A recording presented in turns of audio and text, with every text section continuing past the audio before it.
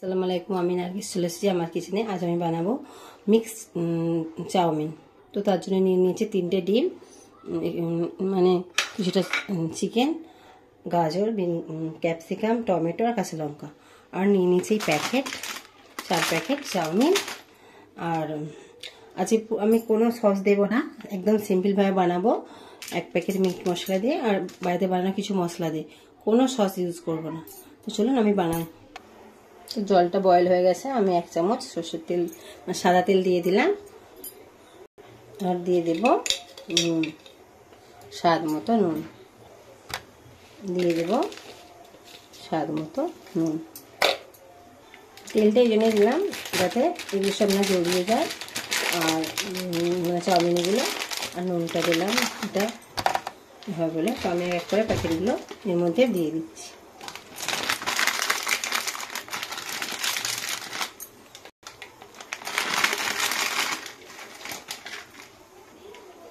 তো আমি এইভাবে 4 প্যাকেট দিয়ে দিলাম। এগুলো এবার এর মধ্যে বয়েল হবে, কিছুক্ষণ জন্য এটা বয়েল হোক। তো আমি অন্য এগুলো করে নিই। 500 ওভেনে এগুলো বয়েল হচ্ছে আর আমি চলে আসছি এখানে। এবার আমি এর মধ্যে একে একে সব ভেজে নেব। আমি প্রথমে ডিমগুলোকে ভেজে নেব। আমি ডিমগুলোকে একে একে ভেজে নেব। তো ডিমগুলোকে আমি ভালো করে ভেজে নিচ্ছি। এভাবে আমি ডিমগুলোকে একে একে ভেজে নেব। তো অল্প সামান্য নুন দিয়ে এগুলো ফ্রাই করে নিলাম। ডিমটা আমার ফ্রাই হয়ে গেছে, এবার ঢেলে নেব। তো ডিমগুলো আমি ঢেলে নিলাম। নিয়ে আবার কড়াতে একটু তেল দিয়ে দেব, তেলটা হিটে দিয়ে দেব। চিকেনটা আমি ফ্রাই করে নেব। ধরুন চিকেনটা দিয়ে দিলাম। তো চিকেনটা একটু নাড়িয়ে চাড়িয়ে নেব। এতে দিয়ে দেবো অল্প সামান্য নুন, যেহেতু প্রত্যেকটা চিকেন নুন দিয়েছে, বেশি দিলে আমার নুনটা ভালো হলে চাউমিন খেতে ভালো লাগবে না। নুন দিয়ে দিলাম। দিয়ে দেবো অল্প সামান্য লঙ্কার গুঁড়ো, আর দিয়ে দেবো আদা রসুনের পেস্ট অল্প, আর আমার বাড়িতে বানিয়ে রাখা কাবাব মশলা। যেহেতু চিকেনের ব্যাপার আসবে তো সেহেতু দিলাম কাবাব মশলা 1 চামচ। এগুলোকে ভালো করে আমি ফ্রাই করে নেব। এটাকে ভালো করে ফ্রাই করে নেব। তো চলুন কিছুক্ষণ ধরে এটাকে ফ্রাই করে নিই। চিকেনটা এই ওভেনে আমি ফ্রাই করছি, আর পাশে একটা ওভেনে আমি ছেড়ে দিচ্ছি সবজিটা ফ্রাই করতে। তো আমি দিয়ে দিলাম কিছুটা তেল গরম করতে। ভীষণ বৃষ্টি হচ্ছে, এই ঠান্ডার ওয়েদারে চাউমিনটা ভীষণই ভালো লাগবে।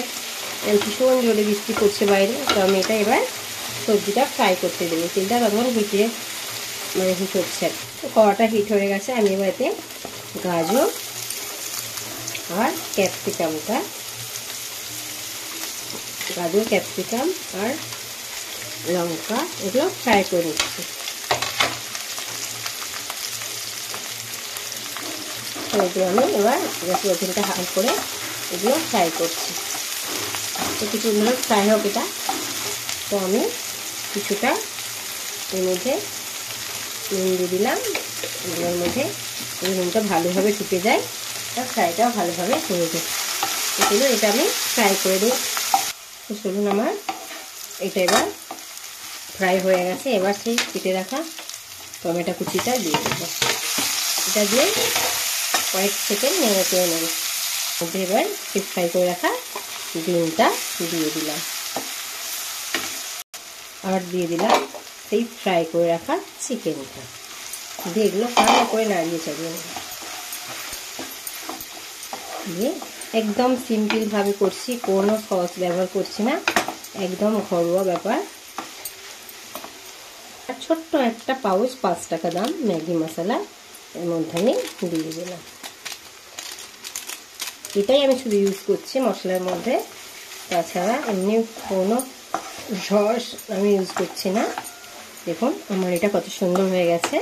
চাউমিনের মশলাটা। এর মধ্যে আমি এবার দিয়ে দেবো চাউমিন। তো চলুন এর মধ্যে এবার দিয়ে দেব চাউমিন।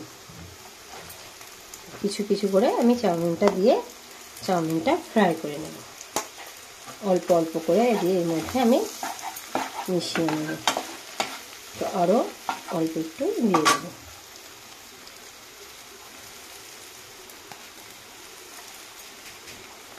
আরও অল্প একটু দিয়ে ভালো করে ফ্রাই করে নেব।